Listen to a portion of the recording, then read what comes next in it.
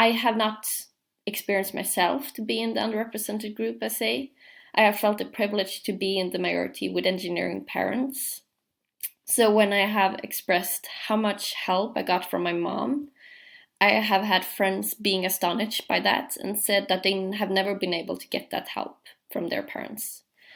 And I get a sense of loneliness and struggling, which makes me only admire them more about all their knowledge that they have today and how much they have struggled to get there. And I also feel very grateful for my privilege. So it's definitely benefiting everyone to bring the differences to attention. My personal experience is related to my classmate whom I mentioned before. He sits in a wheelchair and is repeatedly treated unequal. The faculty is obligated to arrange a proper seat for him in the classroom, a special table and chair, but they constantly fail to do so. I think this creates a really weird and exposing situation for my classmate, since this has to be arranged last minute every time.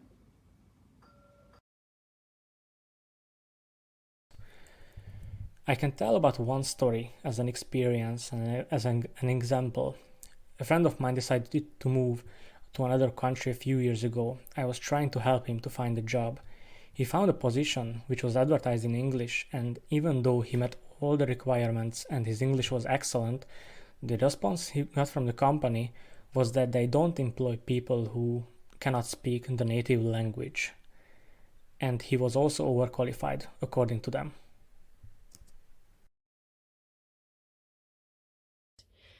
I am lucky enough because I never experienced any hate against my identity, but it does happen a lot.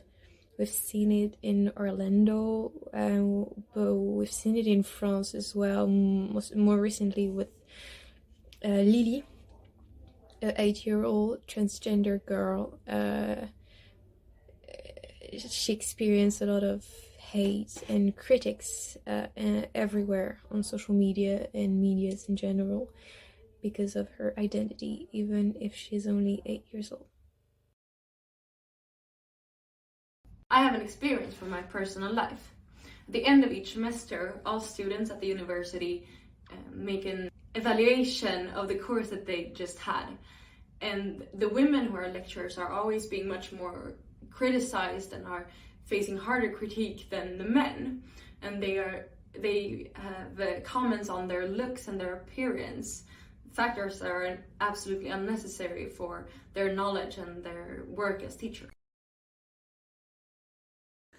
And I have already witnessed such unequal representation. While I didn't take it seriously at first, but when I decided to go into computer science, I've heard a lot of comments from this, such comments saying that it is not for women and such, but I never took them seriously until I got into class and I realized we were only 3 girls among the rest of the students.